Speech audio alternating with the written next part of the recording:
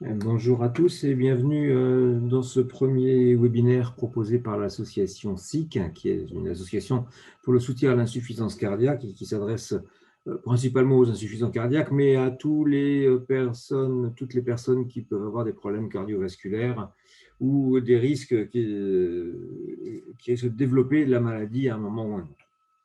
Dans ce premier webinaire, nous allons retrouver le docteur Miron, cardiologue à l'hôpital Bichat, et Laura Bonnet, qui est une diététicienne également à l'hôpital Bichat. Ce premier webinaire s'inscrit dans un programme de l'association que nous sommes en train de développer qui s'appelle VIC, Vivre avec une insuffisance cardiaque. Et nous aborderons plusieurs thèmes au cours de ces différents webinaires. Le premier, l'alimentation, un thème général comme aujourd'hui. Après, des thèmes plus spécifiques comme le sel, le gras, etc. Donc, là où nous pourrons retrouver peut-être nos intervenants actuels. On fera également un programme, un thème sur la télémédecine avec la participation de l'équipe de télémédecine de l'hôpital Henri Mondor, et puis un thème sur l'acceptation qui sera faite avec un psychiatre pour lequel nous sommes encore en phase de négociation. Ce programme devrait voir le jour dans le courant de l'année 2021. Vous serez informés au fur et à mesure de l'évolution. C'est vrai qu'avec cette période de pandémie, c'est pas facile, mais on se bat, on continue à avancer pour vous, et on vous fera signe dès que nous serons en mesure de vous présenter quelque chose de cohérent. En attendant, je vous souhaite un bon webinaire. Passe un moment, n'hésitez pas à poser vos questions. On y répondra, enfin quand je dis on, c'est surtout le docteur Midron qui y répondra le plus possible. On se retrouvera au fur et à mesure du temps qui passe. Bon visionnage à tous et à très vite. Au revoir.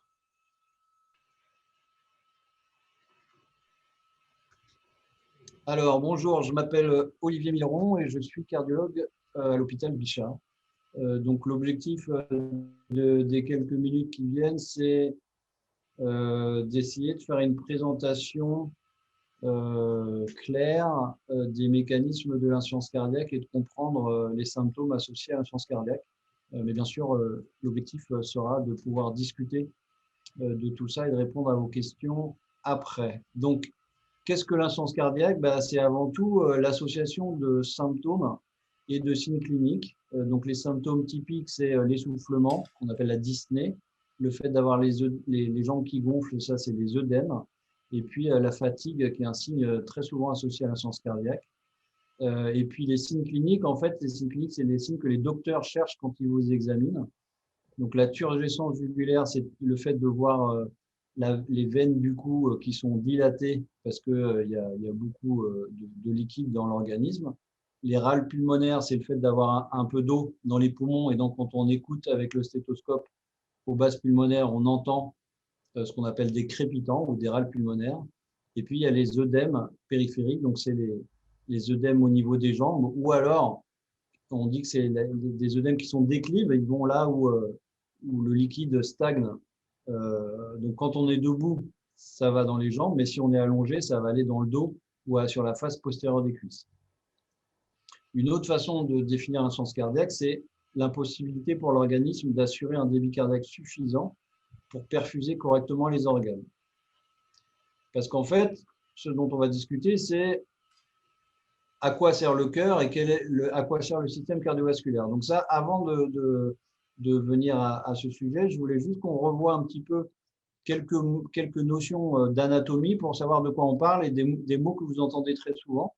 Donc là, c'est le cœur avec la partie gauche et la partie droite du cœur. La partie gauche, c'est celle qui gère le sang qui a été oxygéné dans le poumon, donc qui est riche en oxygène et qui va être transporté vers les organes. Et puis, la partie droite, c'est la partie avec le sang qui est pauvre en oxygène, qui est bleu, et qui va être envoyé vers le poumon pour être de nouveau oxygéné et revenir vers la partie gauche. Donc, on a un système de pompes, c'est deux pompes qui sont en série, et donc on va avoir un système avec des oreillettes, des ventricules, et entre les deux, il y a des valves qui sont des valves anti-reflux.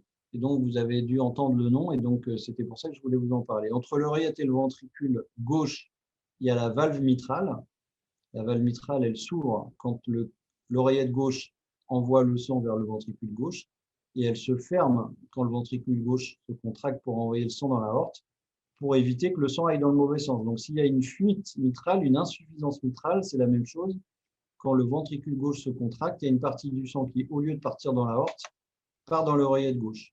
Quand le ventricule gauche a envoyé le sang dans l'aorte, la valve aortique se ferme pendant que le ventricule gauche se remplit. Et s'il y a une fuite aortique importante, il y a du sang qui reflue de l'aorte dans le ventricule gauche, et ce qui va gêner le fonctionnement du cœur. Et de l'autre côté, on a la même chose, c'est exactement le même fonctionnement, une oreillette, un ventricule, sauf que la valve entre l'oreillette droite et le ventricule droit, elle s'appelle la valve tricuspide, et la valve de sortie du ventricule droit, elle s'appelle la valve pulmonaire, et donc il peut y avoir des rétrécissements ou des fuites au niveau de chaque valve, et donc ça va avoir un fonctionnement ça va avoir des conséquences sur le fonctionnement du cœur. Donc ça, c'est une schématisation du circuit sanguin et du système cardiovasculaire. Et en fait, l'objectif du système cardiovasculaire va être de transporter l'oxygène. Donc l'oxygène, il est inhalé quand vous inspirez, il y a de l'oxygène qui passe dans vos poumons. Et puis, l'oxygène au niveau du poumon va être transmis au sang. Et c'est les globules rouges qui transportent l'oxygène avec l'hémoglobine. Donc, sur ce petit schéma, les globules rouges sont schématisés par ces petits camions. Et donc, ils vont transporter l'oxygène des veines pulmonaires dans l'oreillette gauche puis le ventricule gauche, qui va pomper le sang vers l'aorte à la sortie, vers les artères, et puis qui va amener le sang oxygéné, l'oxygène, aux organes, parce que l'oxygène, c'est le carburant des organes, et donc c'est ce qui permet aux organes de fonctionner. Et puis une fois que le sang a transmis l'oxygène aux organes, il va y avoir un retour du sang pauvre en oxygène et une élimination du gaz carbonique, du CO2, dans les veines. Donc c'est le sang qui est pauvre en oxygène est schématisé en bleu, et il va arriver au ventricule droit, oreillette droite puis ventricule droit, qui va pousser ce sang vers le poumon de nouveau, où il va y avoir de nouveau un enrichissement du cœur. Donc ce système, en fait, c'est un système en série, sauf que en fait, le cœur, c'est le cœur droit et le cœur gauche qui sont collés dans le thorax, mais qui ne communiquent pas. Normalement, le cœur droit et le cœur gauche ne communiquent pas en situation normale. Donc voilà, donc ça c'est la schématisation, le petit schéma de l'oxygène qui va jusqu'aux organes. Et donc si on regarde de façon plus anatomique le schéma que je vous ai fait, il y a le cœur gauche qui est riche en oxygène, qui pousse depuis le ventricule gauche, qui pousse dans l'aorte, qui va donner des artères, qui va donner des vaisseaux de plus en plus petits, et puis au niveau des capillaires, vers les organes, ça va permettre de transférer l'oxygène aux organes, et puis après le sang veineux, pauvre en oxygène, va revenir dans l'oreillette droite, ça va passer dans le ventricule droite, et qui va être poussé vers le poumon, où de nouveau le sang va être enrichi en oxygène, revenir dans le cœur gauche, et ainsi de suite. Et donc c'est un système qui tourne de façon indéfinie. Et donc, il y a des termes que vous devez connaître, il y a, ou pas d'ailleurs, le moment où le ventricule gauche, où le ventricule se contracte pour éjecter, ça s'appelle la systole, et le moment où le cœur se remplit, ça s'appelle la diastole. Et ça, c'est important parce que dans le mécanisme de l'insuffisance cardiaque, il va y avoir deux anomalies principales qui peuvent donner de l'insuffisance cardiaque. C'est là, on voit un cœur normal coupé de côté, donc là, on a l'oreillette gauche, la valve mitrale, le ventricule gauche. Et puis, on peut avoir le cœur qui s'épaissit, les parois du cœur qui s'épaississent. Et en fait, quand la valve mitrale s'ouvre pour remplir le cœur, et ben, ce ventricule gauche qui est épaissi et qui est difficile à distendre, il va y avoir une pression ici, dans le ventricule gauche, qui va être importante. Et donc, il va être plus difficile à remplir, ce ventricule gauche. Et donc, il va y avoir une augmentation dans le ventricule gauche, puis dans l'oreillette gauche, qui va se transmettre au capillaire pulmonaire, et on va revoir ça après. Donc, il peut y avoir une maladie du remplissage du ventricule gauche qui est due à l'hypertrophie. Et puis, il y a quelque chose qui est plus facile à comprendre, c'est l'anomalie de la systole, donc l'anomalie de la pompe. Et la pompe est fatiguée, pour quelle que soit la cause. Le plus facile à comprendre, c'est un infarctus. Il y a du sang qui n'arrive plus au muscle cardiaque, donc le muscle fonctionne moins bien. La pompe fonctionne moins bien, donc si la pompe fonctionne moins bien, ben, le débit va diminuer et le cœur aura du mal à assurer le débit minimum dont ont besoin les organes. Et ça va expliquer l'insuffisance cardiaque. Donc, on peut avoir une anomalie du remplissage, de la diastole. Donc, c'est des insuffisances cardiaques à FEVG préservé, en fraction d'éjection du ventricule gauche préservé, ou alors insuffisance cardiaque diastolique. Tout ça, ça veut dire la même chose. Et puis après, il y a la dysfonction systolique ou insuffisance cardiaque à FEVG altérée. Et donc, ça va être deux maladies différentes qui vont se traiter de façon différente. Donc ça, si on reprend notre petit système, en fait, on voit que tout ça, c'est de la plomberie. Et donc, si on représente le cœur gauche par une pompe, et si la pompe ne marche pas bien, on comprend bien que la pression va augmenter avant la pompe dans le tuyau. Et donc, le tuyau, la pression qui augmente avant le tuyau va se transmettre en amont jusqu'au capillaire pulmonaire. Et si la pression augmente trop dans le capillaire pulmonaire, le liquide sort du tuyau et va dans le poumon. Et donc, c'est ça, ce qu'on appelle l'œdème pulmonaire, c'est le fait qu'il y ait du liquide qui sorte des vaisseaux sanguins et qui aille dans le poumon. Et donc, dans le poumon, normalement, il n'y a pas de liquide, c'est une zone d'échange entre les alvéoles pulmonaires où il y a de l'air et les petits vaisseaux qui passent. Donc, le fait d'avoir de l'eau dans les poumons diminue la surface d'échange entre le poumon et le sang, et donc explique qu'on soit essoufflé. Et puis, on va voir la même chose à droite, c'est-à-dire que si le ventricule droit ne marche pas bien, on va avoir une augmentation de la pression avant le ventricule droit, et puis on va avoir une pression dans les veines, augmentation de la pression dans les veines, et donc si la pression augmente dans les veines, le liquide va sortir des veines et des capillaires et va donner des œdèmes. Et donc, c'est ce qui explique que quand on a une insuffisance cardiaque droite et trop d'eau et de sel dans les tuyaux, on a les jambes qui gonflent. C'est ça l'explication. C'est l'augmentation de la pression qui fait que le liquide sort des tuyaux. Et donc, avec ce petit schéma, en fait, on explique à peu près les symptômes et les signes cliniques de l'insuffisance cardiaque. Donc, on va avoir l'essoufflement, la toux nocturne. Ça, c'est parce que, en fait, quand on est allongé, vous voyez que quand on est debout, ça, c'est la forme du poumon, hein, c'est une forme allongée verticale. Et donc, si on a un petit peu d'eau, il reste beaucoup de zones où on peut faire un échange entre l'air et le circuit sanguin. Par contre, si on s'allonge, on va avoir le poumon va basculer. On va assez avoir vite un niveau qui va gêner plus de zones d'échange. Et donc, ça explique qu'on soit plus essoufflé quand on est allongé. Donc, on va avoir la toux, ça va avec l'essoufflement. L'orthopnée, c'est le fait d'être allongé d'être essoufflé quand on est allongé.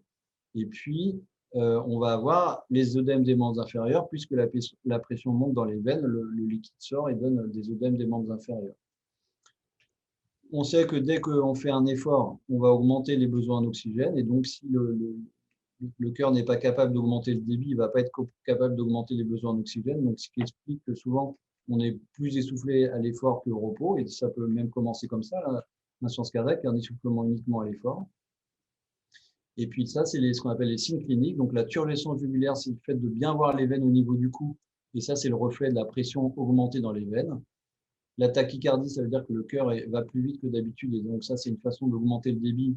Si vous avez une pompe qui ne marche pas bien, vous pouvez augmenter le débit en augmentant la fréquence de battement. Et puis donc ça, on a dit, l'eau qui est dans le poumon, elle peut aussi aller dans les plèvres qui sont les enveloppes autour du cœur. Donc ça peut donner l'épanchement pleural. Et quand on a de l'eau dans les alvéoles pulmonaires, quand on respire, ça donne des râles crépitants qu'on entend au stéthoscope.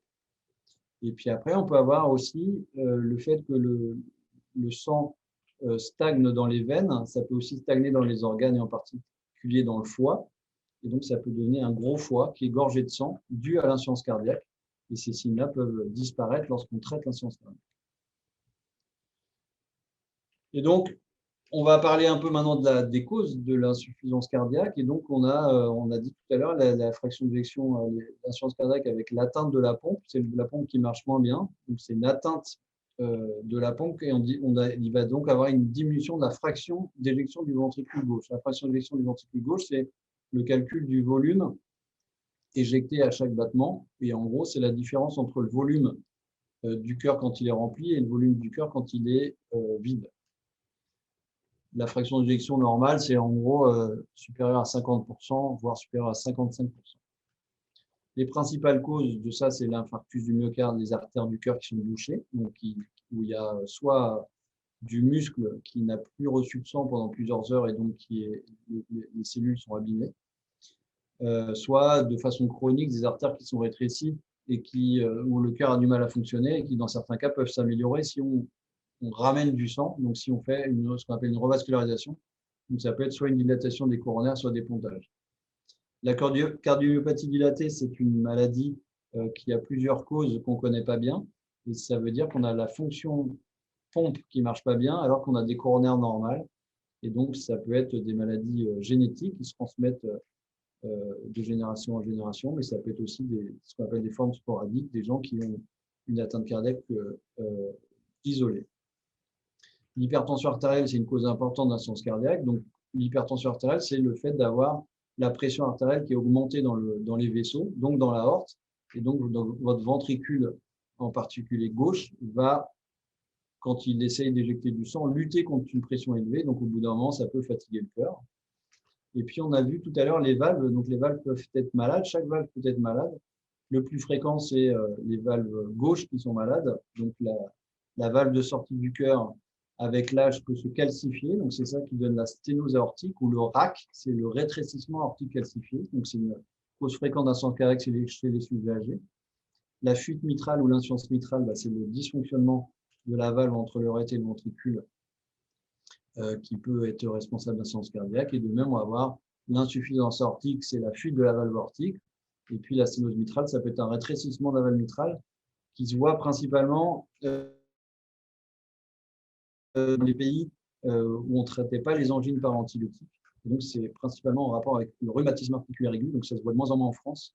Et c'est de plus en plus des gens qui ont grandi hors d'Europe chez qui on a ce genre d'atteinte. Et puis, il y a une atteinte importante qui est l'atteinte toxique. Il y a des atteintes toxiques chroniques ou anciennes qui donnent des insuffisances cardiaques plusieurs années après, comme certaines chimiothérapies pour le cancer. Mais il y a aussi des atteintes toxiques comme l'alcool. Et donc, s'il y a des gens qui consomment tous les jours de l'alcool, et ça peut être toxique pour le cœur. Et la bonne nouvelle, c'est que dans un très grand nombre de cas, quand on arrête de boire de l'alcool parce qu'on a le cœur qui est malade, et on a le cœur qui peut récupérer assez rapidement de cette atteinte, qui est donc une toxicité directe de l'alcool sur le muscle cardiaque. Alors, l'insuffisance cardiaque, quand on a une insuffisance cardiaque, ça veut dire qu'on a le débit cardiaque qui n'est pas suffisant pour irriguer les organes, pour amener l'oxygène aux organes, et donc il va y avoir des mécanismes compensateurs, dont certains vont être bénéfiques et d'autres qui vont être délétères. Et donc, une des premières choses, quand on a de façon spontanée, si vous avez une pompe qui marche moins bien, et bien une façon de garder le débit, ça va être d'augmenter la fréquence cardiaque. Et donc, ça, c'est le système nerveux sympathique qui va faire ça. Et donc, en aigu, ça permet d'augmenter un peu la contraction du cœur et la fréquence cardiaque. Mais on sait qu'à long terme, ça va avoir des effets délétères sur le système cardiovasculaire. Et donc, quand on vous donne des bêta-bloquants, c'est pour lutter contre l'activation du système nerveux sympathique.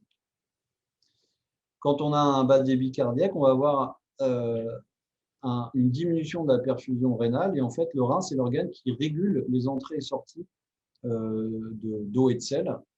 Et donc, le signal qui est compris par le rein est un mauvais signal quand il a l'impression qu'il y a un bas débit au niveau des artères rénales. Il a l'impression qu'il n'y a pas assez de pression dans le système, qu'il n'y a pas assez de liquide, et donc il va retenir de l'eau et du sel. Et c'est pour ça que l'eau et le sel en particulier sont un tel problème dans l'insuffisance cardiaque et donnent des œdèmes, font gonfler si on n'arrive pas à réguler les entrées et les sorties. Ça, c'est parce que quand on est en insuffisance cardiaque, le rein n'arrive plus à faire correctement son boulot. Et donc, il va, comme il a l'impression qu'il n'y a pas assez d'eau et de sel et de pression dans les tuyaux, il va activer un système qui s'appelle le système rénine-angiotensin-aldostérone et qui va avoir une action délétère en retenant la rétention hydrosodée, ça veut dire de l'eau et du sel. Et puis, ça peut donner une hypertrophie anormale au niveau du muscle cardiaque qui va gêner le fonctionnement. Et donc, il y a plein de médicaments qu'on va vous donner qui sont faits pour lutter contre ce système-là et qui sont donc des inhibiteurs d'enzymes de conversion, la spironolactone et d'autres médicaments, dont les Zartans, qui sont des médicaments qui essaient de lutter contre l'activation de ce système-là. Et puis, il y a des hormones qui sont des hormones qui sont bénéfiques, qui font natriurèse, ça veut dire en fait, c'est le fait de pisser du sel, et la diurèse, c'est le fait de faire pipi. Et donc, ces hormones, c'est les systèmes des peptides natriurétiques. En fait, c'est le BNP principalement, dont vous avez entendu parler. Et donc, on fait des dosages du BNP pour voir si on a un insuffisance cardiaque. Et c'est en fait le reflet des hormones qui se mettent en jeu pour essayer de lutter contre la rétention hydrosodée. Et donc, les médicaments qui agissent sur ce système-là, c'est les médicaments qui agissent contre la dégradation de ces peptides natriurétiques. Et c'est principalement l'Entresto, dont vous avez peut-être entendu ces derniers temps. Donc, c'est une nouvelle classe de médicaments. Voilà. Donc, ça, c'était les principaux mécanismes de l'insuffisance cardiaque, l'action des traitements. L'insuffisance cardiaque, c'est une maladie chronique. Et donc, la meilleure façon de bien vivre avec une maladie chronique, c'est de connaître et de comprendre sa maladie. C'est bien sûr de prendre ces médicaments. Et pour bien les prendre, il faut les connaître et savoir à quoi ils servent. Il faut avoir une activité physique quotidienne. Il y a ces vieilles notions qui traînent de dire vous êtes cardiaque, il ne faut pas bouger. C'est l'inverse. On a vu que le cœur, c'est un muscle, et un muscle, ça s'entretient. Donc, il n'y a pas d'autre façon de faire que de bouger tous les jours et de marcher au moins une demi-heure tous les jours, voire beaucoup plus si vous avez la capacité. Et il va falloir avoir un régime alimentaire adapté à votre état cardiaque. Et ça va, à ce moment-là, permettre de réguler les entrées et les sorties de sel et donc d'eau et d'éviter d'avoir un surplus et ce qu'on appelle une congestion, c'est-à-dire d'avoir une surcharge en eau en sel qui va vous donner des symptômes des œdèmes et d'essoufflement. Voilà, mais tout ça, a priori, on va en reparler largement dans les prochaines minutes. Je vous remercie. Puisque je m'intéresse aussi, moi, au côté activité physique. Et en ce qui concerne l'insuffisance cardiaque, l'essoufflement est un symptôme et peut-être un signal. Et en même temps, lorsque l'on fait de l'activité physique à titre préventif, c'est aussi un indicateur important qui signe le fait qu'il y a une activité que l'on considère comme étant suffisante pour mettre en place un certain nombre d'adaptations au niveau cardiovasculaire. Et est-ce que là, il n'y a pas des signaux peut-être un petit peu plus précis à indiquer aux insuffisants cardiaques pour leur dire, à ce moment-là, quand vous avez tel type de symptômes, vous êtes sur quelque chose qui relève d'adaptation liée à votre pratique et il n'y a pas de danger, il n'y a pas lieu à s'inquiéter. Par contre, si vous avez tel autre symptôme, là, il faut faire attention, c'est peut-être le signal que vous êtes en train de dépasser une limite. Et je pense qu'il y a des dimensions un peu émotionnelles par rapport à l'interprétation de ces symptômes qui font que dès qu'il y a essoufflement, on peut, dans certains cas, avoir peur. C'est une très bonne question. Alors, la caractéristique, par exemple, c'est… Alors, on va me traiter de misogyne, mais l'inverse peut être vrai, mais c'est souvent comme ça que ça se passe. Un monsieur a fait un infarctus. Et donc, quand on a fait un infarctus, on peut perdre une partie de sa fonction cardiaque et avoir une fraction d'éjection qui baisse. J'en profite pour répondre à la question d'Anne-Claire qui dit quelle est la FE normale pour une personne en bonne santé. La fraction d'éjection normale, c'est supérieur à 55%. C'est-à-dire qu'à chaque battement, on éjecte à peu près 55% du volume du cœur. Donc, vous faites un infarctus, vous avez une fraction d'éjection qui passe à 30%. Et donc, oui, au début, quand vous allez sortir de l'hôpital, d'autant plus que vous avez été hospitalisé, que vous avez été allongé, qu'on vous a donné des médicaments, vous allez être essoufflé. Et toute la famille va vous dire, mais ne bouge pas du canapé, t'es cardiaque, surtout ne fais plus rien. Et alors ça, c'est le pire conseil qu'on puisse vous donner. Et donc, ce qui sauve les gens, c'est d'avoir une activité physique. D'une part, parce que tout le monde doit avoir une activité physique et ça fait partie de la vie normale, hein. L'humain a été fait pour avoir une activité physique et il n'y a pas si longtemps que ça, nos prédécesseurs travaillaient dans les champs et avaient une activité physique plusieurs heures par jour. Et donc, l'adaptation humaine n'est pas faite pour être uniquement sédentaire. Et quand on est uniquement sédentaire, c'est mauvais pour la santé, qu'on soit insuffisant cardiaque ou pas. Mais quand on est insuffisant cardiaque, c'est d'autant plus important d'entretenir la machine. Et donc, le niveau d'effort qu'on peut se permettre quand on est insuffisant cardiaque est une vraie question et ce n'est pas toujours facile à dire. Donc, ce qu'on peut dire, c'est que tout ce qui est bon pour l'organisme, et c'est d'autant plus vrai quand on est insuffisant cardiaque, c'est que c'est l'effort en endurance et qu'il faut plutôt éviter tout ce qui est effort violent, type squash, choses comme ça, où on va faire monter très vite la fréquence cardiaque. Par contre, à partir du moment où on est en endurance, on peut faire tant qu'on veut. Voilà. Être essoufflé quand on fait du sport, c'est normal. Donc, il faut pas avoir peur de l'essoufflement. Et c'est vrai que très facilement, nous, on a tendance, pour les gens qui découvrent leur maladie ou qui rentrent dans la maladie, de les adresser au début dans des centres de réadaptation cardiaque à l'effort qui permettent d'une part de faire des choses adaptées et crescendo, et puis d'autre part d'être rassurant justement là-dessus et de vous dire à peu près ce que vous pouvez faire et pas faire. Et à la fin, on sait à peu près ce qu'on peut faire et pas faire. Une fois qu'on est dans la maladie chronique, je dirais que ce qui doit alerter, c'est quand on est habitué à avoir une activité physique régulière et qu'on a une activité à peu près quotidienne ou hebdomadaire sportive, c'est si un essoufflement apparaît pour des efforts qu'on faisait sans problème avant. Donc, si vous montiez 4 étages sans vous arrêter, sans être essoufflé, et que là, vous voyez qu'à 3 étages, vous commencez à être essoufflé, il faut se poser la question de effectivement consulter ou vous peser et vérifier que vous n'avez pas pris de poids. Enfin voilà, donc il y a ces deux pans-là, mais il y a effectivement en permanence, il faut avoir une activité physique minimale qui entretient la machine. Et d'autre part, il faut être capable d'évaluer à peu près son activité physique qu'on fait correctement d'habitude et puis dire oh là maintenant, ce que je faisais il y a 3 semaines sans problème, j'arrive plus à le faire. Donc, c'est un signe d'appel.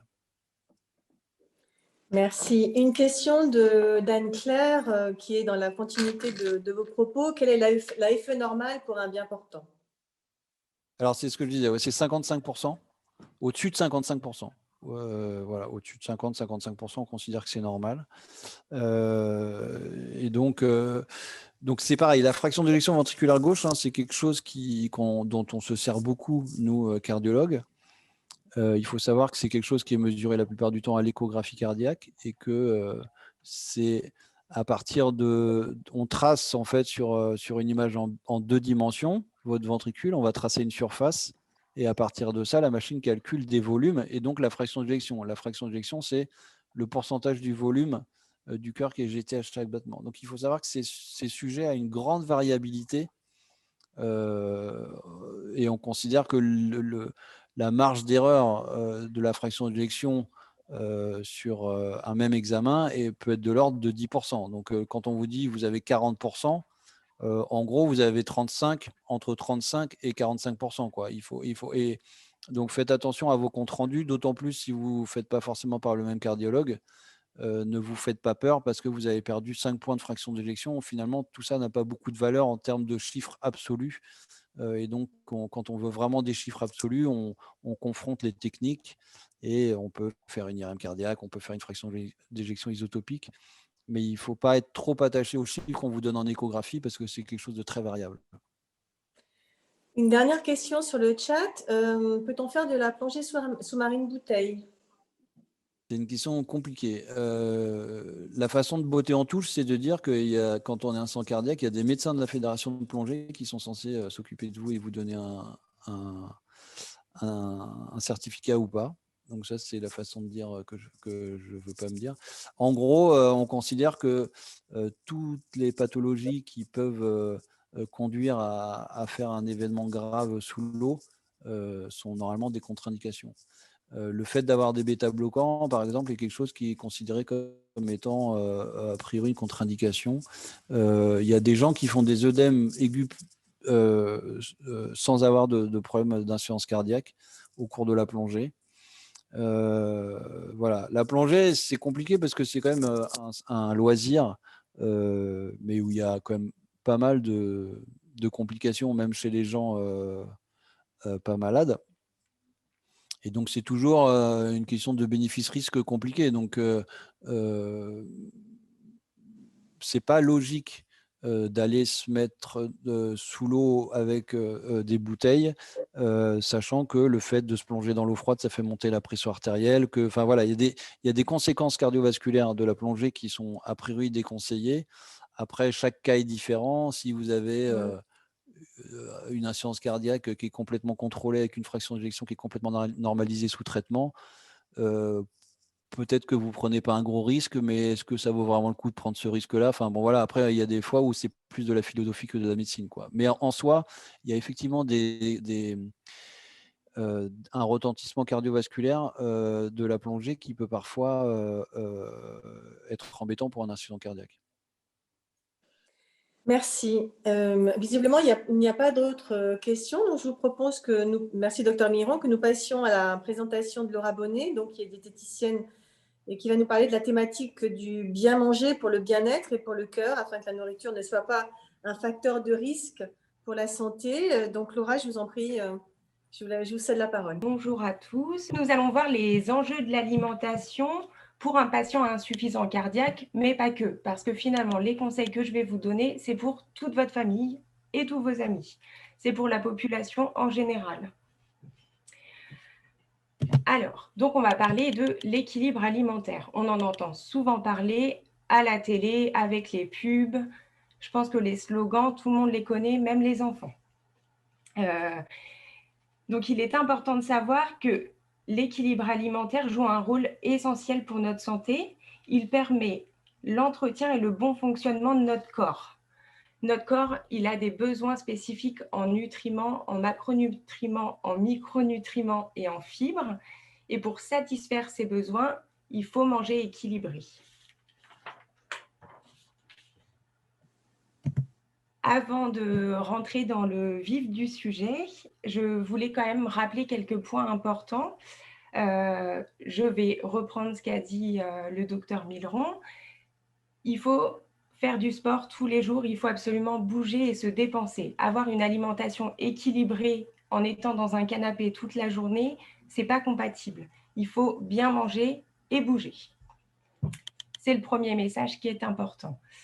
Il faut aussi savoir écouter son corps et respecter sa faim. Quand on est à table et qu'on commence à manger, je me suis perdue. Donc, il faut écouter son corps et respecter sa faim, c'est-à-dire manger lorsque vous avez faim et vous arrêtez de manger lorsque vous n'avez plus faim. Même s'il reste 10 cuillères dans votre assiette, il faut savoir arrêter quand le corps dit stop. Écoutez son corps qui vous dit qu'il n'a plus faim. C'est le plus difficile. Il faut aussi bien s'hydrater. Donc, se dépenser tous les jours, c'est ce que j'ai dit. Et une chose aussi qui est très importante, c'est que l'équilibre alimentaire ne se fait pas sur un repas. Ce n'est pas parce qu'on a été parfait ce midi que c'est bon, la journée est parfaite. Il se fait même pas sur une journée, il se fait sur plusieurs jours, voire une semaine. C'est sur, par exemple, du lundi au dimanche, il faut manger équilibré un peu tous les jours avec des petits plaisirs. Et manger équilibré ne signifie pas faire un régime. Alors, on va commencer par les 7 groupes de l'alimentation. On commence par la viande, les œufs et le poisson. Très important car ils sont riches en protéines et c'est important de savoir que les protéines... Oh là là, je suis désolée. Les protéines, elles permettent le développement et ou le maintien de notre masse musculaire. Sans la masse musculaire, on ne peut pas pratiquer une activité sportive. Plus on développe notre masse musculaire, moins on aura de difficultés à monter les escaliers, à faire 30 minutes de marche ou aller courir, etc., etc. En plus, c'est la seule famille, enfin, c'est la famille d'aliments qui nous apporte le plus de fer. On a aussi les légumineuses, mais le fer est principalement apporté par la viande. Donc, c'est important de consommer de la viande, des œufs ou du poisson tous les jours. Les recommandations nous disent qu'il faut en manger 1 à 2 fois par jour, avec au minimum 2 fois du poisson par semaine. J'ai très souvent entendu de par mes patients, ma famille, mes amis, qu'il fallait préférer la viande blanche à la viande rouge. C'est la seule idée reçue pour laquelle il y a du vrai et il y a du faux. Si on prend la teneur en protéines de la viande blanche et de la viande rouge, elle est identique. Il n'y a pas plus de protéines dans la viande blanche que dans la viande rouge. Donc à ce niveau-là, elles sont égales. Par contre, c'est vrai que très souvent, la viande blanche est moins grasse que la viande rouge. Mais comme dans tout, il y a des exceptions. Par exemple, si vous consommez une côte de veau, elle sera plus grasse qu'une bavette de bœuf. Et pourtant, c'est de la viande rouge et le veau, c'est de la viande blanche. Donc, il faut tout nuancer dans l'alimentation. Il y a des choses qui sont vraies, mais il y a toujours des exceptions, comme dans la langue française. Ensuite, on a le groupe alimentaire des féculents. Les féculents, ils sont riches en glucides, donc en sucre. On aurait plutôt tendance à se dire, le sucre, c'est pas bon pour la santé, donc il ne faut pas en manger. Mais ils ont aussi l'avantage d'être riches en vitamine B, et la vitamine B, elle est importante pour votre corps et pour, je ne trouve pas le mot, elle est importante pour l'équilibre. De plus, les féculents, ils agissent sur la satiété, c'est-à-dire que vous allez être rassasié, vous allez avoir le sentiment d'avoir bien mangé, et le fait d'avoir bien mangé, ça vous évite d'avoir faim entre les repas, et donc d'avoir des petits creux et de faire des grignotages. Et c'est très souvent les grignotages qui font qu'on prend du poids ou qu'on va manger des aliments qu'il ne faut pas. Ce qui est bien avec les féculents, c'est qu'ils sont de plus en plus faits à partir de produits complets. Les pâtes complètes, on peut trouver de la semoule complète, on trouve du riz complet. Et l'avantage des produits complets et des légumes secs, c'est qu'en plus des glucides, donc de leur pouvoir de satiété, ils nous apportent des fibres. Et on verra l'importance des fibres dans le groupe alimentaire des fruits et des légumes. Donc, les féculents sont à manger à tous les repas, en fonction de votre appétit, bien sûr, puisqu'on écoute sa faim. Et les légumes secs devraient être au minimum présents dans votre assiette 2 fois par semaine. L'idée reçue qu'on entend le plus sur les féculents, c'est qu'ils font grossir. C'est faux. Les féculents ne font pas grossir. Ce qui fait grossir, c'est les matières grasses qu'on ajoute à ces féculents, le beurre, l'huile, la crème fraîche, etc. et la quantité qu'on en consomme dans un même repas. Par exemple, on va manger des pâtes bolognaises, comme on a un petit peu de sauce, on va avoir la gourmandise de rajouter un petit morceau de pain pour saucer. Les pâtes, c'est des féculents et des glucides, et le pain, ça fait partie des féculents avec des glucides. Donc là, on n'aura mangé que des glucides en importante quantité, et c'est plutôt cette quantité qui va nous faire grossir. Et la sauce qu'on aura mis dans notre bolognaise, avec le gruyère râpé ou le parmesan, tout ce qu'on peut ajouter à côté. On a ensuite le groupe alimentaire des fruits et des légumes. Ils ne sont pas là que pour leur jolie couleur. Ils sont très importants parce qu'ils sont tous riches en vitamines et minéraux, pas forcément les mêmes, et tous sont essentiels. C'est pour ça qu'il faut toujours varier son alimentation en changeant un petit peu ses légumes et en changeant de fruits. En respectant les saisons, c'est l'idéal. Ils sont aussi très importants car ils sont riches en fibres. Et les fibres, elles ont 3 rôles principaux. Elles augmentent le sentiment de satiété, comme les féculents, mais contrairement aux féculents, c'est beaucoup moins calorique. Donc, ça va vous donner cette sensation d'avoir bien mangé en ayant très peu de calories pour ne pas prendre de poids. Ça va vous aider à avoir un bon transit intestinal et ça permet de réguler la glycémie, le taux de sucre dans le sang. Donc, pour les patients diabétiques, c'est aussi un bon système de toujours avoir un légume et un féculent pour réguler la glycémie. Les recommandations, on les connaît, 5 fruits et légumes par jour. Ça veut tout et rien dire. 5 fruits et légumes par jour, ça veut dire soit on décide de manger 3 fruits, un au petit déjeuner, un au déjeuner, un au dîner, plus 2 portions de légumes, soit on décide de consommer 2 fruits dans la journée, plus 3 portions de légumes. L'idée reçue, celle que j'ai le plus entendue sur cette famille d'aliments, c'est que les fruits et les légumes frais sont, je me suis trompée en plus dans ma phrase, c'est que les fruits et les légumes surgelés sont moins riches en vitamines que les fruits et les légumes frais. Finalement, c'est faux. Les fruits et les légumes surgelés conservent leur qualité nutritionnelle parce qu'ils sont surgelés juste après la récolte. Donc, le fruit et le légume n'a pas le temps de perdre ses vitamines et ses minéraux puisqu'il est mis à moins 18 tout de suite. Pour vous, insuffisant cardiaque, en ce qui concerne les fruits et les légumes, il faut faire attention aux produits en conserve et en bocaux car ils sont riches en sel. Vient alors la famille des produits laitiers, où on y trouve le lait, les yaourts, le fromage, etc.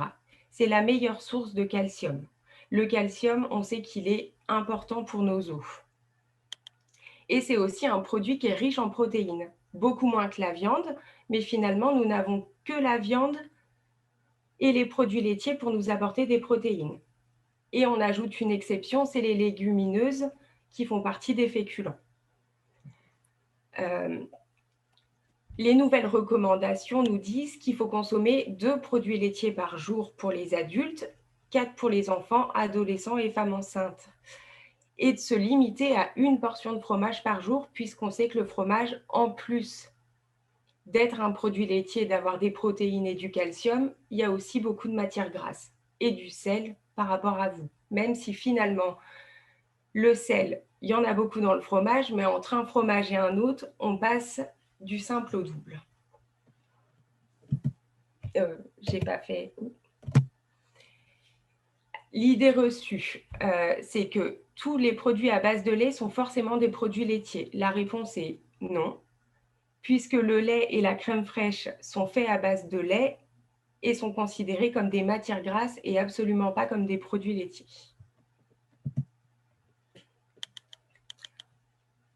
Le groupe alimentaire des matières grasses. On a tendance à se dire qu'on doit totalement retirer les matières grasses de notre alimentation. C'est surtout pas quelque chose à faire. Les matières grasses font partie de l'équilibre alimentaire car elles nous aident à assimiler certaines vitamines. Elles sont riches en certaines vitamines que n'ont pas les autres aliments, les vitamines A, D, E et K. Mais par contre, elles nous apportent aussi beaucoup de lipides, les graisses, les fameuses graisses. Ça fait donc beaucoup de calories dans un très faible volume. Il faut savoir que l'huile, c'est 100% gras. Il n'y a pas d'eau dans le produit, c'est que du gras. Mais pour autant, les huiles, elles ont l'avantage de nous apporter des acides gras essentiels pour l'organisme que l'organisme lui-même n'est pas capable de fabriquer. Tout ce qui est oméga 3, oméga 6, oméga 9, etc. Donc, surtout, on n'arrête pas de consommer des matières grasses et on privilégie les huiles que le beurre et la crème fraîche. Il faut en consommer en petite quantité à chaque repas. Et on fait attention aux graisses cachées.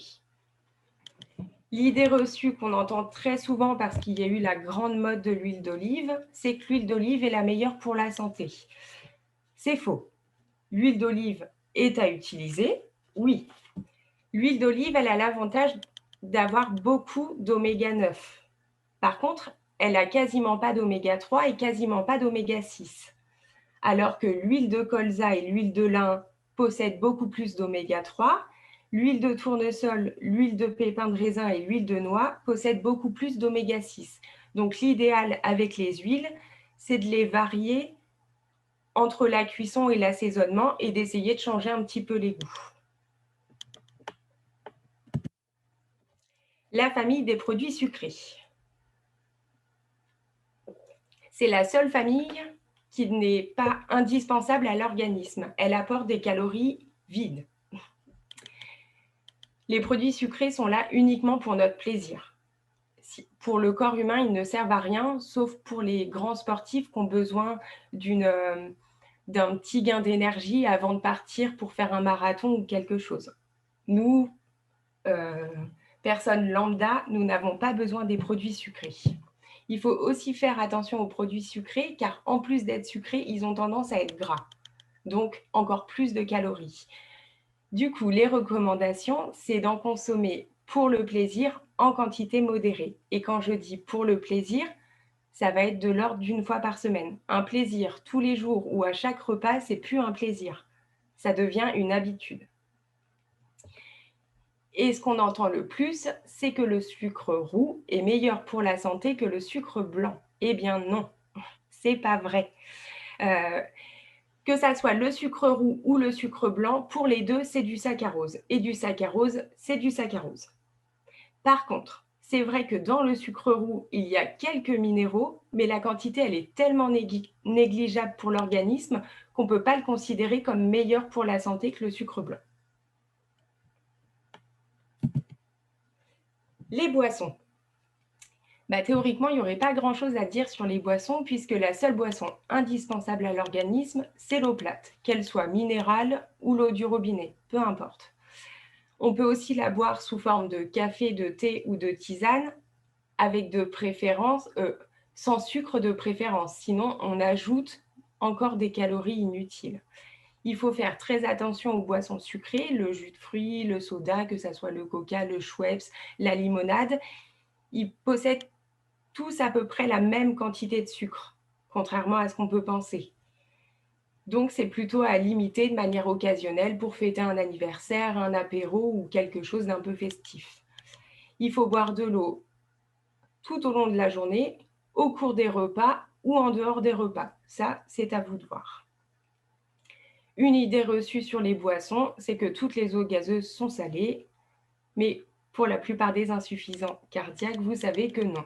Le Perrier, la Salveutta, la San Pellegrino, 3 exemples d'eau gazeuse qui ne sont pas trop salées et qu'on peut boire tous les jours.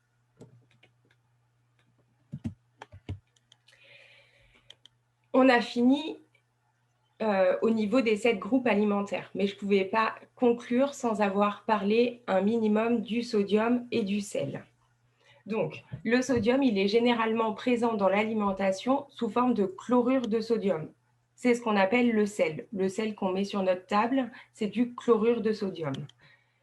Il y a une équivalence entre les deux. Ça aurait été trop simple de dire qu'un gramme de sel égale 1 gramme de sodium. Donc, l'équivalence, c'est que 1 gramme de sel, c'est égal à 400 mg de sodium. Et si on fait l'inverse, 1 gramme de sodium, c'est égal à 2,5 g de sel. Ça nécessite de faire un produit en croix quand on regarde un étiquetage nutritionnel pour avoir le rapport en sel ou en sodium, en fonction de ce que le ou la diététicienne vous a expliqué lors de votre entretien. Le sodium, il est dangereux dans le cadre de l'insuffisance cardiaque puisqu'il retient l'eau et le sel, mais il est aussi indispensable au bon fonctionnement de l'organisme, puisqu'il est indispensable à la transmission de l'influx nerveux. Il intervient dans la contraction musculaire, dans la régulation du volume d'eau dans le sang et les cellules, et dans la régulation du pH sanguin. Le sel, c'est vraiment quelque chose de compliqué, c'est qu'on n'a jamais réellement de chiffres. Il est dit dans la littérature et de ce qu'on nous a appris dans nos cours qu'il fallait au minimum manger 2 grammes de sel pour éviter d'être en carence en sodium. Donc, ça fait 800 mg de sodium. C'est un peu compliqué en plus, entre sel, sodium, on ne sait plus trop où on en est. Mais 2 grammes de sel dans l'alimentation, c'est très vite atteint car il y a du sodium quasiment dans tous les aliments. en petite quantité, certes, mais petit plus petit, ça fait une certaine quantité à la fin. C'est-à-dire que lorsqu'on doit consommer que 2 grammes de sel par jour, aucun aliment riche en sel n'est autorisé. Une idée reçue sur le sel, c'est que tous les aliments riches en sel ont un goût salé. Bah, c'est faux, parce que quand on mange un croissant, on ne sent pas du tout le goût du sel, et pour autant, il y a 1 gramme de sel dans un croissant, ce qui est assez important.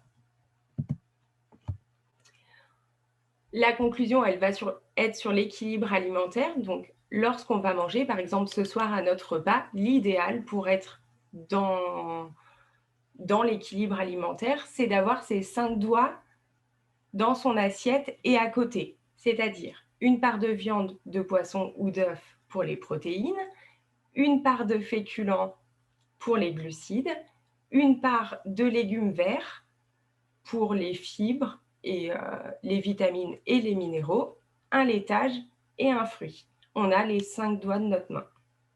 Ce à quoi on ajoute un petit peu de matière grasse et beaucoup d'eau. Et la gourmandise, bien entendu, à la place du fruit lorsqu'on veut manger un bon gâteau. Et j'ai terminé. Si vous avez des questions, je suis... Très bien, je vous remercie Laura de nous avoir rappelé ce qu'était donc l'équilibre alimentaire, ce qu'étaient les 7 groupes alimentaires et principalement leurs interactions tant positives que négatives sur l'organisme. Et puis finalement, ce qui est intéressant aussi, c'est de faire tomber des représentations qui nous collent à la peau et dont on a vraiment du mal à se dégager. Alors, je vous propose que nous passions aux questions qui vous sont destinées. Donc, je rappelle à chacun que vous avez la possibilité soit de poser vos questions sur le chat ou bien de lever la main. Alors, une première question qui vous est destinée, Laura, et qui a été posée sur le web. Où trouver des recettes sans sel? Où et comment faire pour cuisiner sans sel compte tenu du peu d'appétence que cela génère? Pour trouver des recettes sans sel, je sais qu'il y en a certaines de disponibles sur le site du GICC, le groupe de l'insuffisance cardiaque et des cardiomyopathies. C'est une diététicienne de l'hôpital Henri Mondor qui a décidé de partager les siennes. Ensuite, on a parlé tout à l'heure, avant de commencer le webinaire, qu'il y avait Novartis qui avait sorti des recettes. Après, là, je ne les ai pas, donc faudra voir avec Madame Muller et Monsieur Muller. Et il existe aussi des bouquins qu'on peut trouver à la FNAC ou qu'on peut commander sur n'importe quelle plateforme de votre choix. Mais on peut très bien aussi aller sur Marmiton comme tout le monde. Et juste cibler les aliments salés de la recette et se poser la question de par quoi est-ce que je peux les remplacer. Si on prend un poulet basquez, dans le poulet basquez, il nous faut quoi? Il nous faut des tomates, ouf, il n'y a pas de sel. Il nous faut des poivrons, ouf, il n'y a pas de sel. Il nous faut du poulet, il n'y a encore pas de sel. Il nous faut de l'oignon et de l'ail, il n'y a pas de sel. Et à la fin de la recette, on va vous dire du sel et du poivre. Dans ces cas-là, on retire le sel. Mais effectivement, il faut donner du goût pour avoir de l'appétence. Pour donner du goût, il faut se servir des épices et des aromates. Ce qui se marie très bien avec un poulet basquez, ça va être de mettre un petit bouquet garni pour aromatiser un peu. On pourrait très bien rajouter un peu de piment d'Espelette, on peut rajouter du poivre. Après, il faut faire aussi en fonction de vos goûts. Il existe tellement d'épices et d'aromates dans le commerce que je ne peux pas vous imposer celles que moi je préfère pour vous. Il faut les essayer et il y aura des ratés pour arriver à une recette qui vous convient. Mais on peut prendre n'importe quelle recette d'Internet, se poser la question des aliments salés et par quoi est-ce que je peux les remplacer. Merci. Alors, une deuxième question d'Isabelle. Comment peut-on estimer la quantité de sel dans un plat? Et est-il possible de jouer... Alors, une deuxième question qui est destinée au Dr Millon. Est-il possible aussi de jouer avec le dosage du furosémide pour équilibrer un éventuel surplus en sel? Laura peut-être, et puis après le Dr Millon. Estimer la quantité de sel dans un plat qu'on n'a pas préparé, ça va être vraiment très compliqué. Sauf si on voit apparent des aliments qui sont naturellement très riches en sel. Si on voit dans une sauce, si on a pris un tagine et qu'on voit des olives, on peut déjà se dire qu'il y a 1 gramme de sel dans 5 olives. Donc, on va déjà pouvoir se dire que dans notre tagine, il y a 1 gramme. Ce à quoi on va rajouter le sel que le cuisinier a rajouté. On va faire une moyenne, encore 1 gramme.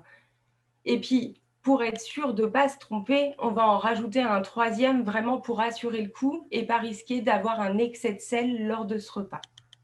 D'accord, Et très ça, bien. c'est que des approximations. Docteur Miron, sur le Lazilix, enfin sur sur le furosemide, les diurétiques. Hein. Ouais.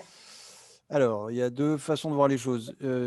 C'était compliqué de prendre du Lazilix ou du diurétique en préventif.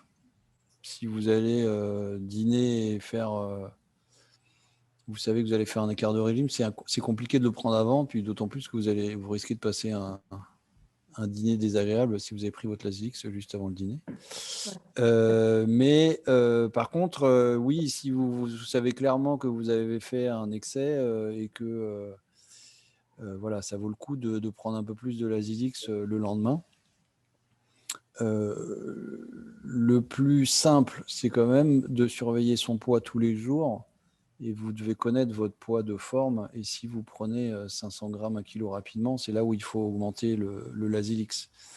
Il y a certaines pathologies, mais heureusement, ce n'est pas fréquent, où un écart de régime d'une fois va faire que les gens vont être très, très essoufflés et pas bien, mais enfin, c'est quand même pas le plus fréquent. Donc, il faut essayer, si vous savez que vous allez un peu moins respecter au cours d'un repas, être très rigoureux les jours d'avant pour ne pas vous arriver dans une zone où vous êtes déjà à risque d'être en surcharge hydrosodée importante. Merci. Alors, une question sur le chat pour Laura. Après avoir déterminé chacune des familles alimentaires bonnes pour notre hygiène, j'aurais une question pour Laura. Quelles sont les conséquences d'une mauvaise hygiène alimentaire à court terme sur le cœur? Bien entendu, à long terme, une obésité influence sur notre rythme cardiaque. Alors, c'est peut-être plutôt une question destinée au docteur Miron. C'est un peu compliqué parce qu'on est on est un peu inégaux là-dessus. Donc, on a repris tout à l'heure les causes d'insuffisance cardiaque et c'est un petit peu ça qui va déterminer. C'est-à-dire que si vous avez fait un infarctus, c'est pas tant la conséquence sur le muscle cardiaque lui-même, mais c'est plus le risque de refaire une thrombose coronaire et de refaire un infarctus si vous avez un régime hyper gras et que vous avez toujours un mauvais cholestérol élevé. Si vous êtes diabétique et que votre diabète il est très mal équilibré, et c'est vrai que le contrôle du diabète, ça passe quand même pas mal par le régime et l'alimentation. S'il n'y a pas ce régime alimentaire-là quand vous êtes diabétique, ça risque d'avoir des conséquences sur votre cœur et sur les vaisseaux. Si vous êtes hypertendu et que vous prenez, vous faites pas un régime sans sel, votre hypertension elle va être mal tolérée et vous allez avoir les complications d'hypertension sur le cœur, mais sur les autres organes. Donc tout ça est un peu dépendant de la personne. Et c'est vrai que le régime alimentaire, il va avec beaucoup de choses. C'est-à-dire qu'on a aujourd'hui beaucoup de maladies du mode de vie. Donc ça va ensemble, c'est-à-dire de ne pas avoir d'activité physique régulière, on est un peu en surpoids, on est un peu hypertendu, on est un peu diabétique. Et ça, c'est la maladie du siècle. Enfin, voilà. Donc aujourd'hui, les Américains, ils ont leur espérance de vie qui diminue uniquement parce qu'ils mangent mal. Et c'est la première fois dans un pays dit riche que l'espérance de vie diminue. Et ils sont en train de mourir du mal manger, quoi. Donc, c'est vrai que tout ça, et c'est difficile de pallier les choses. C'est-à-dire que si vous avez fait du sport, vous aurez envie de bien manger avec quelque chose qui va vous nourrir, vous aurez besoin de protéines et vous n'aurez pas forcément envie d'un grec, quoi. Voilà. Donc, je pense que tout ça est assez lié et que finalement, le régime alimentaire de chacun, il est assez personnalisé et on a aussi beaucoup d'inégalités là-dessus. C'est-à-dire qu'on a l'impression qu'il y a des gens qui mangent une feuille de salade et qui vont prendre 3 kilos, et puis il y en a certains qui mangent tout ce qu'ils veulent et sans être en surpoids. Et donc ça, on est obligé de le prendre on est aussi obligé de le prendre en considération quand on conseille les gens.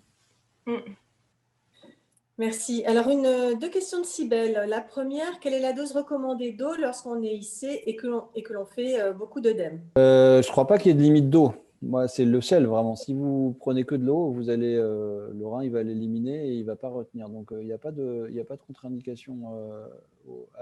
Il n'y a pas de volume maximum en termes d'eau. Bon, après, il y a des gens qui ont des pathologies et qui boivent 6 litres d'eau par jour. Et voilà, mais en gros, entre 1 et 2 litres d'eau par jour, ça paraît tout à fait raisonnable et même souhaitable. Il y a quelques cas où on limite les apports en eau, mais c'est des cas particuliers et c'est souvent chez des gens qui sont hospitalisés, chez qui on fait des diurétiques IV et qui ont beaucoup de sodium qui part dans les urines et qui ont ce qu'on appelle une hyponatrémie, c'est-à-dire le fait d'avoir pas assez de sodium dans le sang. Et c'est parce que les diurétiques leur font éliminer plus de sodium que d'eau. Mais c'est des situations très particulières. Mais en dehors de ces situations-là, on ne limite pas du tout les apports en eau chez les insuffisants cardiaques. Merci. Alors, une question qui vous est adressée, Laura. Le sel dit sans sel, autrement dit le sel de potassium, est-il recommandé en remplacement ponctuel dans l'alimentation? Encore une fois, moi, je ne me prononce pas forcément parce que finalement, au lieu d'être du chlorure de sodium, ça va devenir du chlorure de potassium et un excès de potassium n'est pas bon non plus pour le cœur. Donc, je laisse toujours le médecin la décision de dire oui ou non au patient. Parce que finalement, moi, je ne sais pas trop si sa fonction rénale, elle est parfaite. Enfin, je regarde le bilan sanguin, mais je ne suis pas à même de dire, bah, là, ça va, donc oui, il peut en consommer. Parce que bah, quand il va rentrer chez lui, il n'aura plus l'alimentation qu'on lui sert à l'hôpital. Et finalement, chez lui, bah, je ne sais pas toujours exactement comment il mange. Il y a ce que le patient me dit et ce que le patient fait réellement. Et le mixte des deux, c'est toujours compliqué. Donc, je ne donne pas vraiment d'avis et je redirige vers le cardiologue. Encore une fois, désolé, monsieur Milleron. Et le cardiologue, il est assez réticent sur ces sels dits de régime parce qu'effectivement, c'est du potassium. Et le potassium, c'est un des ions qu'on a dans le sang et qui, si on en a trop, c'est dangereux pour la santé. Et on a certains médicaments qu'on donne dans l'insuffisance cardiaque qui, en soi, font monter le potassium. Et donc, je ne suis pas sûr que ce soit très bon, d'ailleurs, ces sels-là. Je ne suis pas sûr que ça change beaucoup le goût. Et on a toujours le risque, enfin, on a toujours, nous, la hantise que les gens en mettent trop et qu'ils se retrouvent à avoir des complications. Voilà. Donc, il y a, en termes de goût, je ne crois pas que ça soit fantastique. Par contre, il y a tant d'épices à découvrir. Il faut aller au marché chez les vendeurs d'épices et vous trouverez plein d'épices dont vous pouvez mettre des tonnes et des tonnes sans que ça ait du tout de conséquences sur votre santé. Donc, le sel de régime, moi, je dirais non, parce qu'en plus, si vous trouvez ça bon, vous n'allez pas en pouvoir en mettre beaucoup. Donc, voilà, ce n'est pas une bonne idée. Et pour autant, le sel de potassium est préconisé quand l'insuffisant cardiaque entame une période en réadaptation. On nous en parle de ce sel de potassium. Ouais. Ah, d'accord. Pourquoi l'alimentation agit-elle sur mon INR et que faut-il ne pas manger pour pouvoir justement le stabiliser? Alors, ça vous est destiné à tous les deux aussi. Hein, ouais. Je commence du coup? Ouais. Alors, quand il y a l'INR, si je ne me trompe pas, c'est qu'on a mis en place des anticoagulants. On est d'accord jusque-là, monsieur Milleron? Oui. Les anticoagulants, ils agissent contre l'action de la vitamine K. Donc, il faut limiter dans l'alimentation les aliments riches en vitamine K. Ça ne veut pas dire qu'on n'a plus le droit de les manger. Ça veut juste dire qu'on doit éviter d'en consommer plusieurs fois dans la journée à plusieurs repas. Les aliments riches en vitamine K, ça va être les légumes à feuilles, donc les épinards, les blettes, etc. Ça va être la laitue pour la salade. Ça va être toute la famille des choux. Donc, par exemple, et les asperges. Par exemple, on est au printemps, je mange des asperges en entrée. On va éviter de manger des brocolis pendant le repas et de manger le soir des épinards. Sinon, on va cumuler 3 aliments riches en vitamine K. On va plutôt se contenter de manger ces 100 grammes d'asperges pour aujourd'hui et demain, on mangera les brocolis et après-demain, on mangera des épinards. Si on a une alimentation équilibrée, théoriquement, il n'y a pas de problème au niveau des aliments, à moins de les consommer dans la même journée. Est-ce qu'il existe un tableau justement qui reprend les aliments qui interagissent justement sur l'INR? Il existe ce tableau? Oui, Oui. j'en ai pas du Non, tout. non, mais enfin, ouais. Mais après, je peux facilement le créer en prenant tous les aliments les plus riches en vitamine K qu'il faut éviter d'associer dans une même journée. Parce qu'en soi, c'est juste faire ça. Ça ne veut pas dire que vous n'avez plus le droit de les manger. Bien sûr. Moi, Docteur dans Miron. les carnets d'INR, il doit y en avoir une partie qui sont écrits. Les carnets qu'on donne aux gens pour écrire leur INR en fonction de la dose. Et ouais, je voudrais appuyer ce que dit Laura. En fait, il n'y a pas d'interdit alimentaire. Ce qu'il faut, c'est avoir un régime diversifié.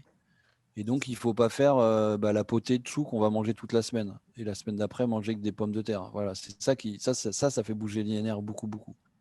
Mais si vous avez une alimentation équilibrée, effectivement, il n'y a aucun interdit alimentaire. Et donc, on voit des gens qui mangent plus rien parce qu'ils ont l'impression qu'ils ont pas le droit de manger ces aliments-là. Donc voilà, il faut bien dire qu'il n'y a pas d'interdit alimentaire et que l'important, c'est de varier.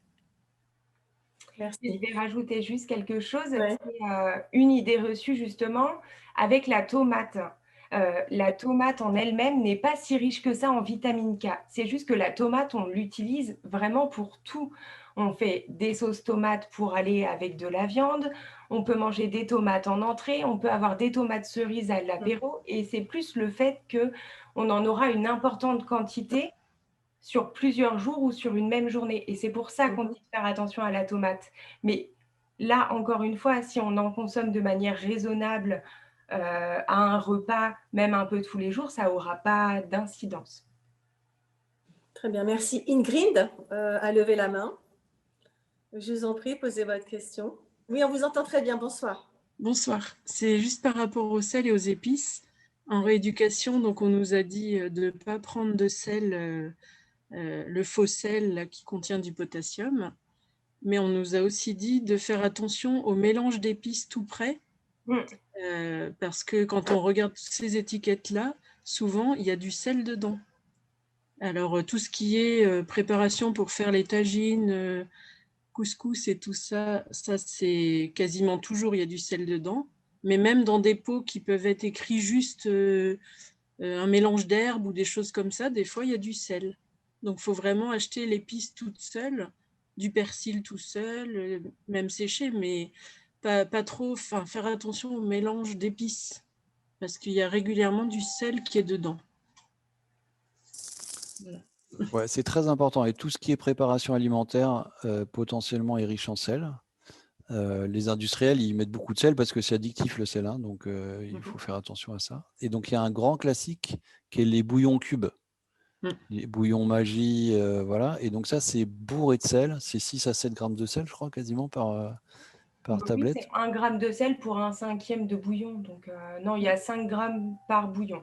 Voilà, 5 grammes par bouillon. Et donc, c'est vraiment très, très, très salé, en dehors du reste qui est vraiment souvent pas forcément des aliments à prendre. Mais enfin, voilà, le bouillon sel, c'est vraiment un classique que nous, on retrouve dans l'alimentation parfois de gens qui pensent faire un régime sans sel et qui se font piéger par ça. Donc, c'est vraiment un truc très classique de sel caché.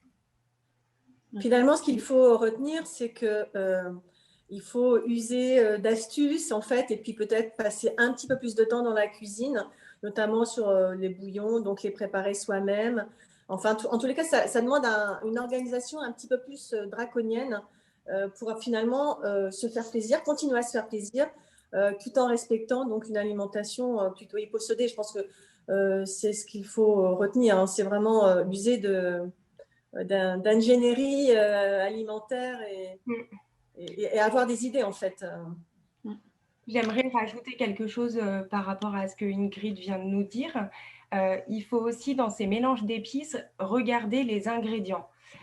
Si le sel est le premier ingrédient inscrit, c'est que c'est l'épice qui est en plus grosse quantité. C'est dans l'ordre décroissant, les ingrédients. Le premier est celui qui a le plus. Donc, si le sel est le dernier ingrédient de la liste, quand on prépare un tagine, on ne met pas 10 grammes de poudre à tagine dans notre tagine. On va en mettre l'équivalent de, je ne sais pas moi, 2-3 grammes. Donc, au prorata des 2-3 grammes, finalement, la quantité de sel, elle devient négligeable. Donc, il faut vraiment regarder. Si c'est le premier ingrédient, on évite. Si c'est le dernier ingrédient de la liste, moi, je dis que ça passe. Enfin, c'est pas, Ouais. moi je dis, ça passe, c'est sûr, il n'y aura pas de problème à ce niveau-là. Que pensez-vous finalement de la difficulté à arriver à se défaire justement de cette sensation de plaisir qu'apporte le sel? Parce que en fait, la difficulté, elle est là aussi, hein, c'est d'arriver à se dégager de cette notion de plaisir qui finalement nuit à notre santé, en général pour toute la population du reste. Bah, il faut réussir à s'habituer et les habitudes, elles viennent pas du jour au lendemain. Il faut être patient et il faut attendre que les papilles gustatives, elles s'habituent à d'autres d'autres épices ou d'autres aromates pour lesquels elles n'ont pas été habituées. Jusqu'à maintenant, c'était le sel. Il faut transférer l'habitude sur un autre produit qui sera votre produit fétiche. La plupart des patients ont remplacé le sel par le poivre et ont tendance à énormément poivrer leur préparation. Et une fois qu'ils se sont habitués à ce nouveau goût, ils font beaucoup moins attention au sel. Et d'ailleurs, quand ils vont ouvrir exceptionnellement un potage en brique, je ne sais pas pour quelle raison, ou qui vont goûter le potage en brique de leur épouse ou de leur mari, ils vont tout de suite ressentir le goût du sel alors qu'avant, ils n'y faisaient même pas attention. Très bien, merci. Une autre question peut-être pour le docteur Miron, qui est un petit peu moins dans la thématique de l'alimentation. Finalement, comment peut-on définir simplement l'insuffisance cardiaque pour bien faire comprendre à son entourage les difficultés du quotidien? C'est compliqué finalement pour l'entourage de percevoir pour son proche quelle est la difficulté du quotidien, quels sont les handicaps, parce que c'est un handicap invisible. Comment on pourrait expliquer ça d'une façon simple et rationnelle? On peut essayer de dire que c'est une maladie chronique qui a un retentissement dans la vie de tous les jours avec un organisme qui tourne pas tout à fait comme il devrait tourner, donc qui explique la fatigue principalement, et puis qui explique que l'augmentation de l'activité physique est plus compliquée. C'est un peu comme un moteur qui est fatigué, quoi. Et puis surtout, ce qu'il faut bien expliquer, c'est que, en tout cas, si on reste sur la thématique d'aujourd'hui, qui est, je pense, l'alimentation et plus largement le mode de vie, c'est l'objectif du changement de mode de vie, c'est d'éviter les paroxysmes de la maladie, en fait, et de ce qu'on veut surtout éviter quand on a une insuffisance cardiaque, c'est d'être moins bien sur le plan physique, donc d'être essoufflé, d'avoir des œdèmes. Et le tout du tout qu'on veut éviter, c'est d'avoir besoin d'être hospitalisé pour être traité de sa surcharge œdémateuse. Donc, c'est un peu l'idée, moi je prendrais l'idée du moteur, un moteur qui est un petit peu fatigué et qu'on sait qu'il va pouvoir rouler doucement pendant très longtemps et à ce moment-là, il pourra aller très très loin. Mais que s'il y a des moments où on tire trop dessus, il risque d'avoir des coups de chauffe et qu'on ne va pas pouvoir, qu'il n'y a pas de raison de soumettre ce moteur qui peut aller très loin à un petit rythme, de le soumettre à des à-coups qui pourraient devenir dangereux. Très bien, merci. Eh bien, écoutez, je pense qu'on va conclure ce webinaire. Ah non, j'ai une question qui vient d'arriver. Le stress a-t-il un impact réel sur la maladie et sur son déclenchement? Je ne sais pas. Non, on peut dire. Alors, on peut dire. Qu'est-ce qu'on peut dire? On peut dire qu'on ne sait pas très bien mesurer le stress. Il y a plusieurs formes de stress. Donc, dire qu'on a des données scientifiques qui disent que le stress chronique comme ça est délétère, on ne sait pas le dire. Ce qu'on sait, c'est que la dépression, les gens qui ont un syndrome dépressif, qui est quelque chose qui est plus cadré, pour lequel on donne des traitements et le diagnostic est à peu près précis, est un facteur péjoratif dans l'insuffisance cardiaque. Donc, on peut dire que le syndrome dépressif, est-ce que c'est très loin du stress? On parle de syndrome anxio-dépressif. Donc, c'est une façon de répondre à la question. Je pense que mieux on est dans sa tête, mieux on est dans son corps, de toute façon.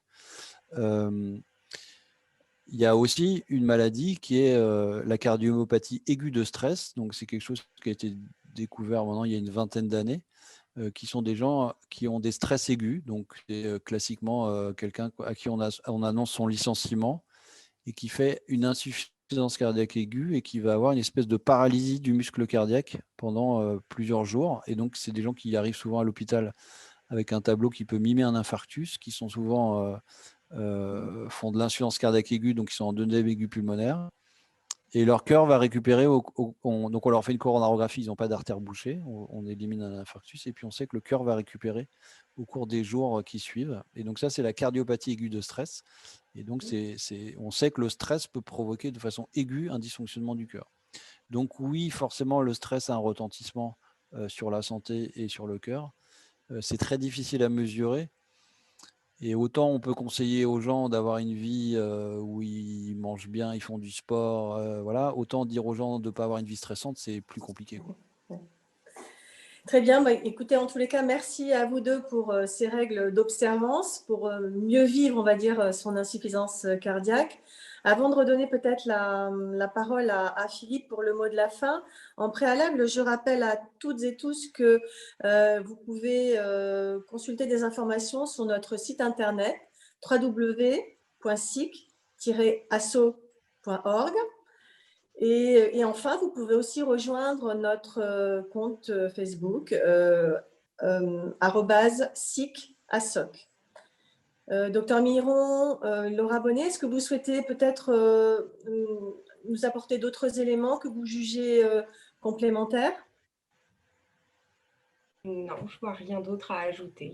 Non, moi je vais vous remercier surtout parce que je pense que c'est très important de faire ce genre de choses, que ça permet à chacun de poser des questions et être en dehors d'une consultation, et que c'est peut-être voilà, un bon moyen en ce moment. C'est les bons côtés du Covid où on a tous découvert les Zooms et qu'on se met à des nouvelles techniques et qui permettent de faire de l'accompagnement thérapeutique ou je ne sais pas quel serait le bon terme, mais qui permet de se rapprocher des patients pour des choses très concrètes. Et donc, bravo pour cette initiative.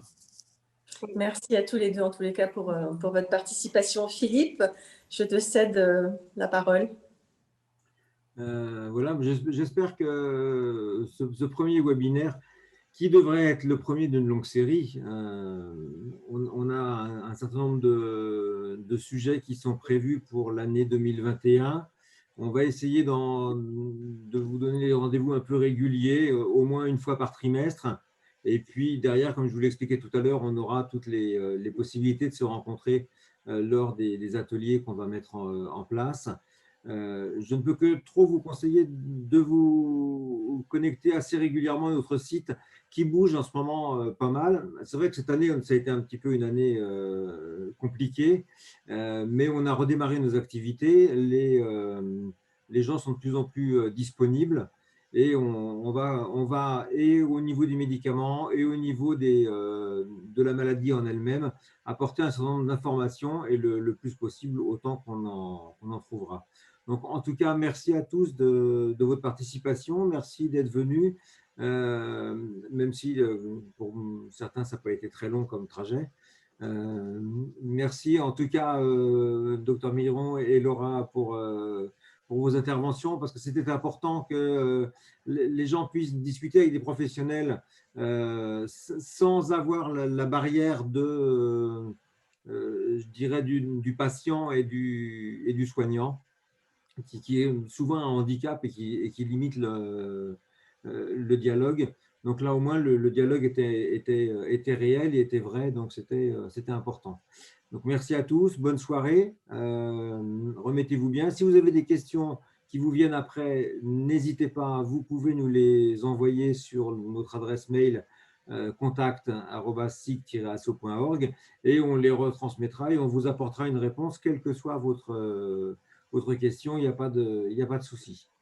Donc, je vous souhaite une bonne soirée, je vous dis à très bientôt et on vous tient informé de ce qui va se passer par la suite.